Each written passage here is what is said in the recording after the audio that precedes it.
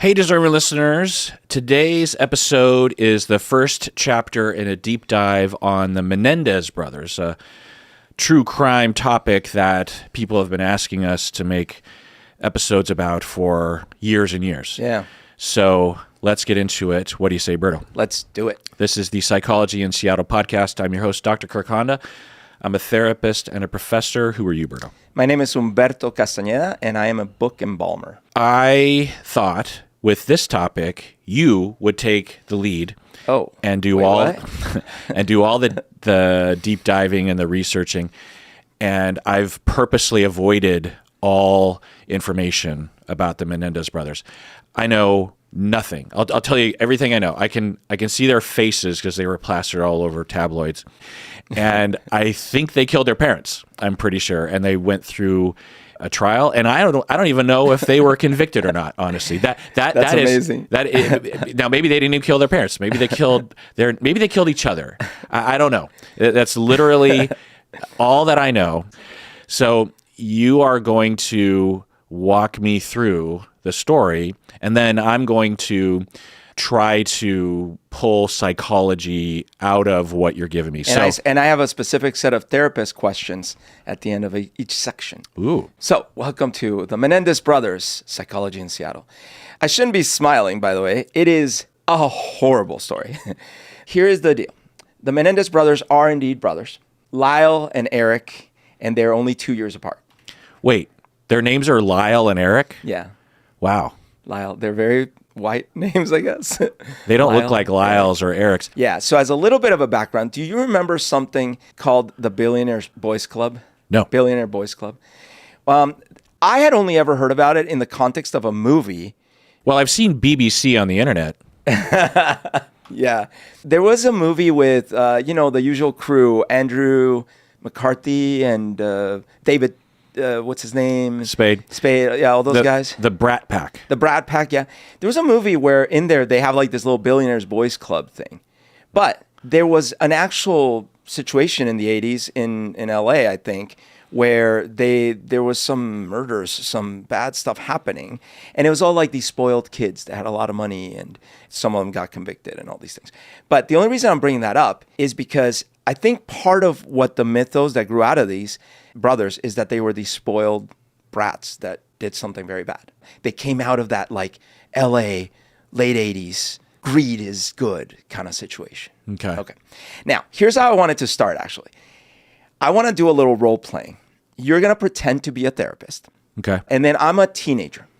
And I'm coming to you. You've seen me before, like I'm your regular client, but I am coming to you, and you know that something terrible has happened in my family, but so I need counseling. I need grief counseling. How do I know something terrible? Because it was all over the news. Oh.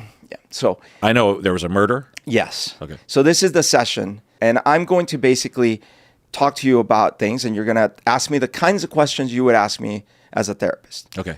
All right. Hi, Mr. Therapist.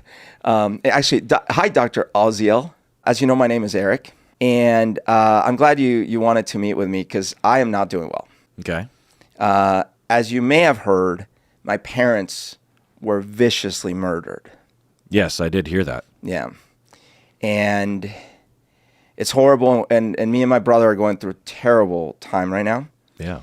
I don't know what you've heard, but, we're thinking it's probably a mob-related hit because my dad is involved with some very shady people.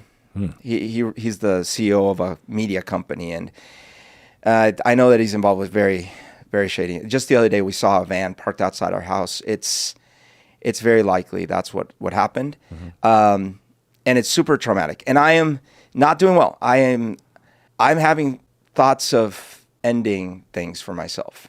Oh no! Well, yeah, we should talk about that. It's happened. I can't sleep. I'm waking up in the middle of the night. I think me and my brother found our parents.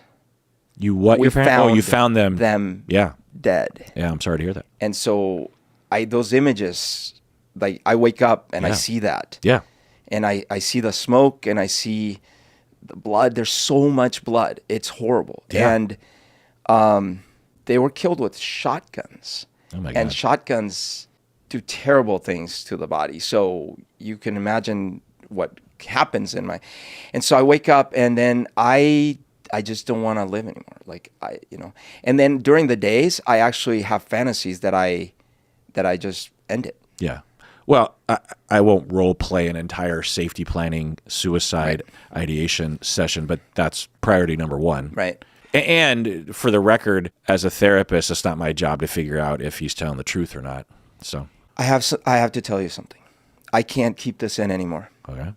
We did it. Oh. My brother and I did it. I'll tell you what I'd be thinking in this moment. I would be terrified, and it would confirm probably at least a mild suspicion, because you just never know in situations like this. I don't know if I would suspect him, but there's always a question mark about those kinds of events. But yeah, I would be terrified. So I would be very self-serving if I heard that. I'd be like, am I in danger? Is my family in danger? Ethically, what am I supposed? Legally, what am I supposed? It would throw me into a This bit. is why I wanted to ask you. And so it meant, so literally. Now, hopefully, I would have ran through all those scenarios prior to the session to be ready for such a thing. The only problem is prior to the session. I mean, okay, maybe you had reasons because you had me as a client. But prior to the session, all you knew is literally that my parents had been murdered. Yeah. But yeah. So let's say that I didn't have time to prep and this is suddenly sprung on me. And so you're wondering what I would say in that moment? Yeah. You're laying out a role play pretty well. Yeah. It's putting me in those shoes. Well, the default is to listen and to hear and to help, and then later think, okay, well, what are the implications here? And obviously, I'm not holding any weapons. I don't appear intimidating. Yeah. I'm just telling you. In fact, I if anything, I appear pretty broken up. Yeah, and I personally, this is just me, I tend not to panic under circumstance. I tend to trust bull. It is a public location, too. Also, if someone were to want to kill me, which would be strange in this scenario, why would he tell me? Right. He would have just shown up with a gun and shot me in the head. So I would not generally feel worried for my own safety, but it would just be a question mark. It's like, what is he capable of, Okay, so here's the deal, doctor. I was watching a BBC program, and it was basically showing a son killing their father. And I called my brother to look at the show. And the show was called like the Billionaires Boys Club or something like that. And I don't know, it gave us ideas because, see, my dad's pretty controlling. I don't know. So we snapped, and I feel terrible. This is why I want to end it. But I just felt like I couldn't hold it in any longer. Mm-hmm. Are you at risk of hurting anyone else? No. I don't even know why. I love my parents. I am horrified. I don't understand. I don't know what to do. And scene. Okay. Yeah, it's an impossible situation. So I should add that that last question was another important thought, particularly in Washington State, since we have court precedent that dictates we assess the risk of harm to others. If he were to kill an uncle or something and there was some kind of indication, then there's a responsibility and a moral responsibility that happens. So this really happened. So this happened almost verbatim. I was probably underacting a little bit because in reality, I'm sure he was like blubbering. But in essence, what I just described, it's not just hearsay. This was court testimony from the therapist about what happened. Yeah. Okay, so now there was a murder. Yeah. Eric and Lyle's parents were viciously murdered with shotguns on August 20th of 1989. By Halloween, so end of October, Eric had enough and confessed to his therapist. Okay. Now, we don't know if he's telling the truth yet, but that's what happens. Okay. Yes. So this isn't like the next day. It's a few months later. Okay. So I understand that if the client is threatening, so like says, hey, I think I'm going to go kill this person. I think that's quite different because if you have a legitimate reason to think that this is real, like you might need to notify the authorities. But in this case where it's like, I already did the thing. So I killed someone. Let's say it's not even parents. Like I killed a dude. What do you do in those cases? What are you supposed to do? Yeah, it's weird. Yeah. So if someone is imminently at risk of killing or causing great bodily harm to someone, and in Washington State, like I said, it could just be anybody. Like if they reported to me that they were at risk of driving drunk, I don't have a specific person that they're going to hit in their car, and yet in Washington State anyway, there's a precedent that clearly indicates that we have a duty to protect the public, and it's hard to know what to do. If someone is drinking all the time and I suspect that they might be drunk driving, do I report? It's hard to know, and that's why we have colleagues and lawyers and people to consult with. But if we hear that someone's going to kill someone, then there's a clear duty to report and protect. But if someone has killed someone, well, you can't prevent it. It's already happened. It's in the past. Then it is in a different category altogether, which has to do with justice and confidentiality. It would serve justice if I were to report it. Now, if I had a client that said, I killed someone last night, and I had reason to believe that they were at risk of killing others, or themselves, I guess, then I would be in the category of wanting to prevent harm in the future. Right. But if the harm has already happened, and I can't prevent it, then... Especially like if they're like 20 years ago, I killed a man. Right. But even if it was yesterday. Yeah. It seems weird, but that's all upheld by... The standard of care is that we don't report that. Okay. We don't tattletale on people. It might seem funny. Now, there are exceptions and allowances, and because it's rare that this sort of thing would happen, you know what I mean? And if we felt morally responsible, or we just were generally worried, like if this person killed one person, they could kill again. Yeah, especially depending on their description of why and how and whatever, right? So there's enough. Yeah. I feel like there's enough justification. If I tell you, like yesterday I was in the bus and it was just like me and this other dude, and I don't know what came over me, but I just had to kill him.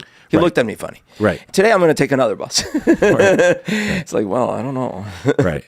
So it wouldn't be hard, I would imagine. And it depends on how you feel as a therapist. I tend to be more on the side of confidentiality. And I've heard people have told me things along these lines, and my impulse is to not tell others. But interesting. But if I did, there is a potential justification. But, there's also potential to be sued. I haven't heard a case like that where a therapist reported a client who disclosed murder in the past, and then the therapist incurs some sort of sanction on their license or is sued, because it's just hard to imagine this scenario. You can imagine all sorts of complexities where there could, for example, so I killed a man yesterday and I got access to his bank accounts, and now I'm thinking I'm going to get money from that. So there's a case where the family is still going to get harmed in the future from me now stealing from them because I have this dead man who I say I killed information. So like it could get super gray, right? Well,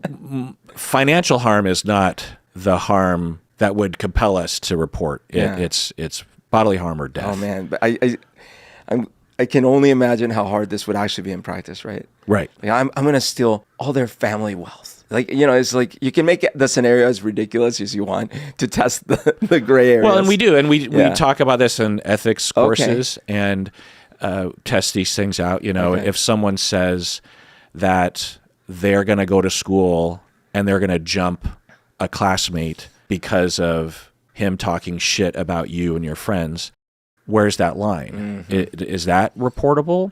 Do we believe that that's enough of risk to this other person's life and limb that it would compel us? Obviously, we don't want people to be hurt, but we're not cops, and we want to set a precedent with the client that they can tell us anything for the most part.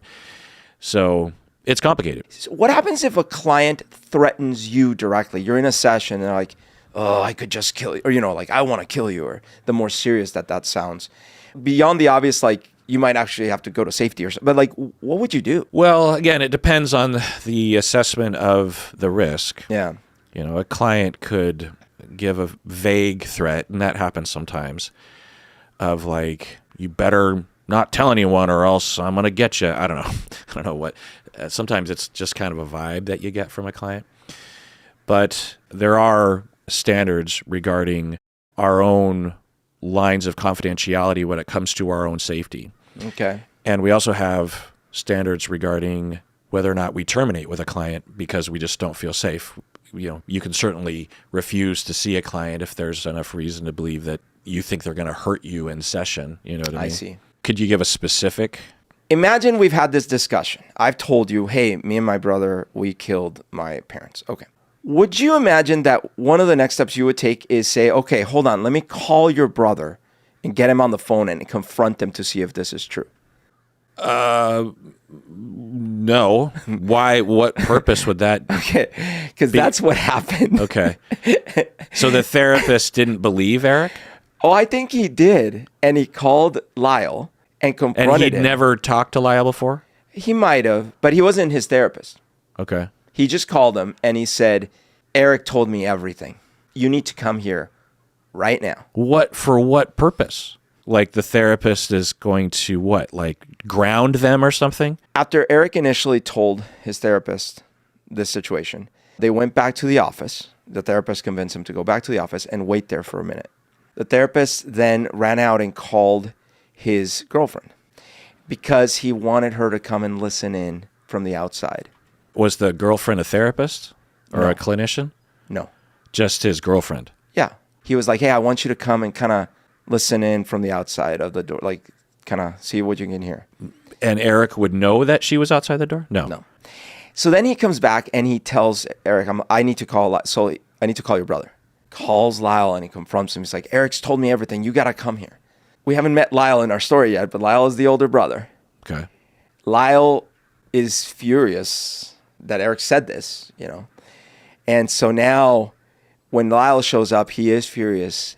And now the therapist starts thinking maybe this did happen and starts fearing for his life.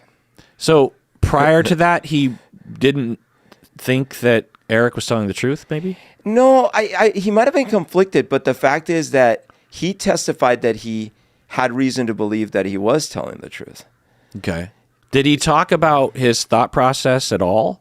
Because it's a pretty simple thing. You're either going to continue with the treatment plan with Eric and you now incorporate this new information, although it's pretty shocking, but you just incorporate it into the treatment plan and you make a determination as to whether or not you need to report it or not. And maybe you say, well, I need to consult with someone after this session to go over what my legal responsibilities are. Or you determine that there's risk and you call the cops. Yeah. You don't call your girlfriend. You don't call Lyle. I think as I give you more information, you will find that you probably will not feel that you have too much in common with the thought process and practices of this specific therapist. But Berto, I want to pause right here. Let's take a break. All right, we're back from the break. So that was what happened. So can you picture this? All things aside about whether it's a good therapist or bad therapist, just can you imagine you're sitting there and you are treating someone that's struggling with school. They've done some, spoiler alert, they've done some crimes, like stolen some stuff, things like that. Never killed someone, right? They're not a murderer. They're just this kid. And then you hear on the news that his parents get brutally murdered.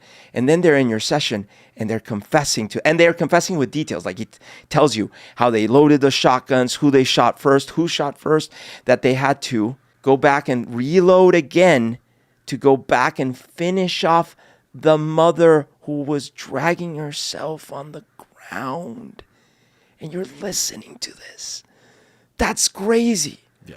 I mean, I saw the movies and the documentaries and I'm sitting there in horror. I can only imagine in reality, you might start feeling like reality's kind of not real, at least I would feel in that moment. I'm like, am I awake? Yeah. I guess when it's interesting because this isn't one of those scenarios that we would typically go over. I mean, sometimes I'll bring up stuff like this as an example, as a way of really driving home the far-reaching applications of confidentiality. Even in a past murder, it's still, generally speaking, not something that we would report. And you're for sure not calling the potential other murderer to come angrily to your office. No, yeah. And what it sounds to me is something that I will see in therapists is that they, one, lose touch with their training or were never trained well to begin with.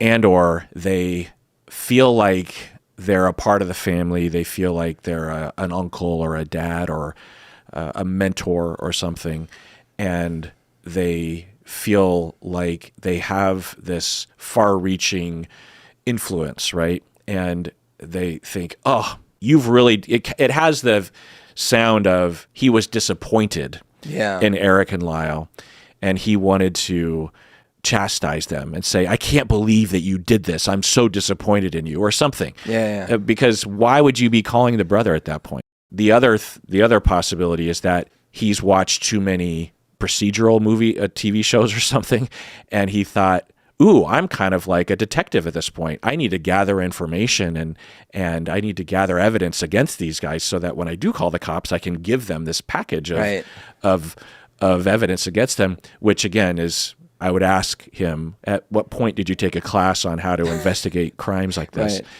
Then don't do it. You don't know what you're doing, and you could even harm yourself in the process. If this is going to end, well, tell me this, was he thinking I'm calling the cops eventually? Well, based on the facts of what ended up happening, that's not clear. So Eric and Lyle, their parents, specifically because of his dad's jobs, had become very wealthy.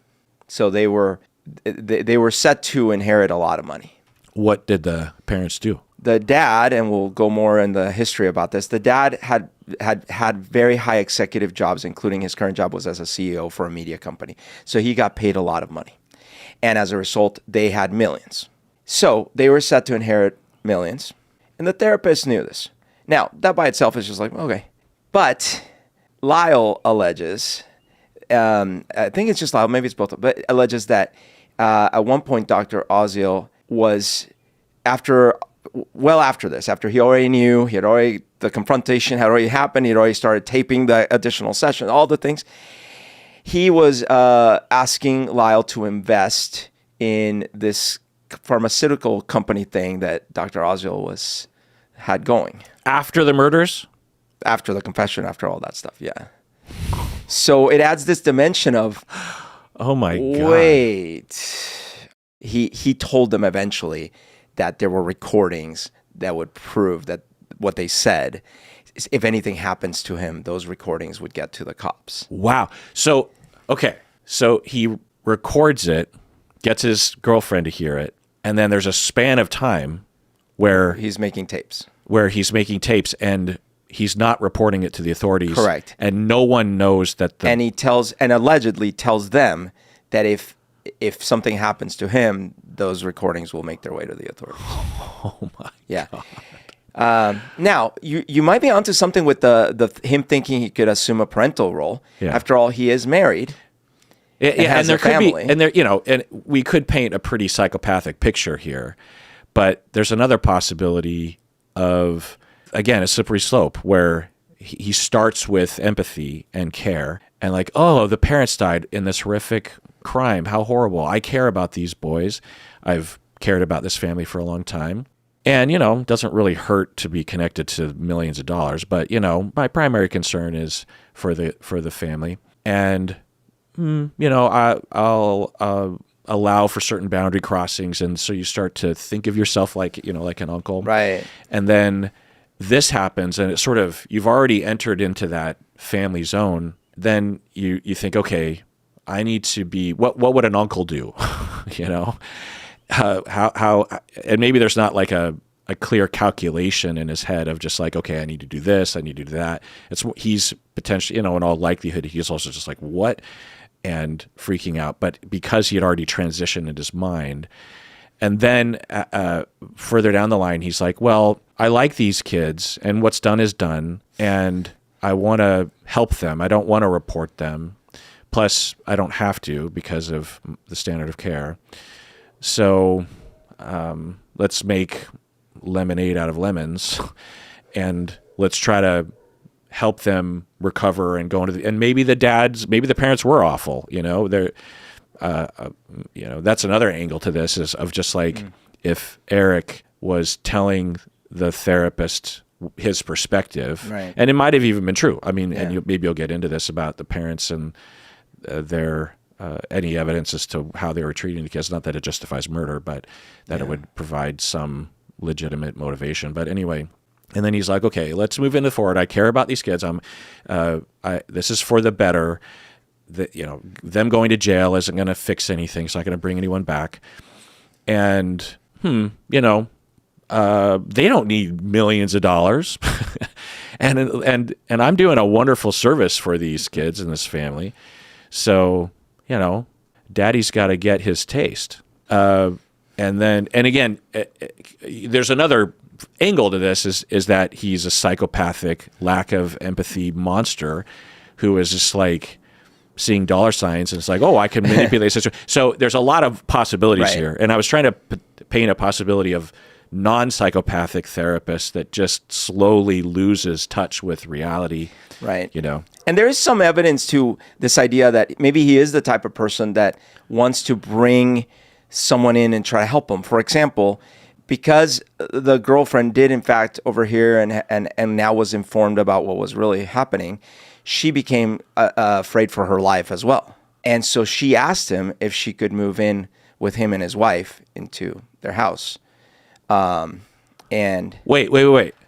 So he's married. Oh, I didn't mention this. Okay. So here's what happened. So she gets scared for her life. So she asked him if she can move in with him and his wife so that she's not alone. And did the wife know about the mistress? Well, the wife certainly knows that woman is a client of the therapist. Oh my God.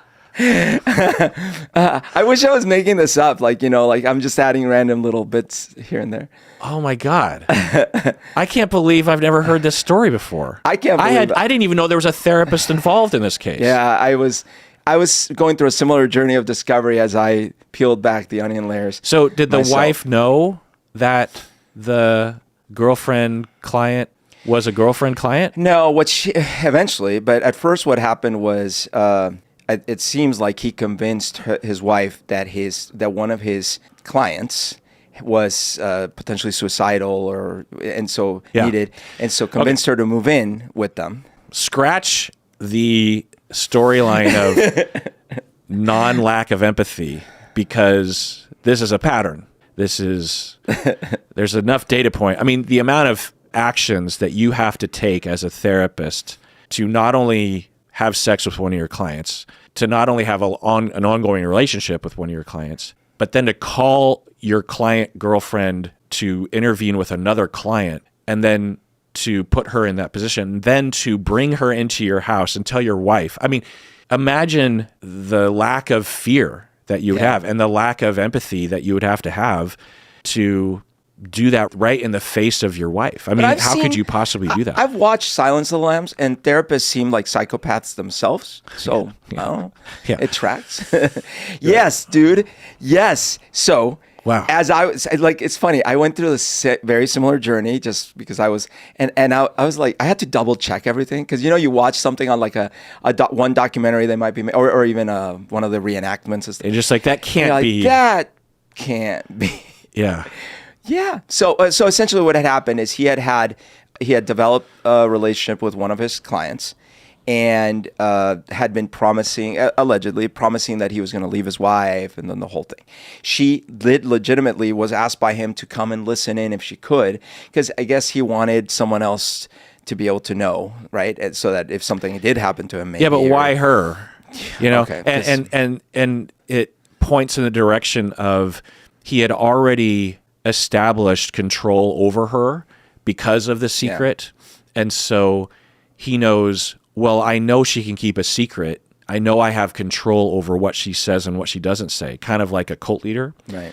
That I can rely on her. Of all the people that I could call that I know I have control over in a variety of ways, but most importantly, what they tell other people and even how they think about things. I might even have the ability to shape how she thinks, but right. I am looking for someone to just be a corroborating witness in the situation. So she is the first person I call. So you know what I mean? I mean, I don't know, but this is wow. Yeah. What a twist. What a twist.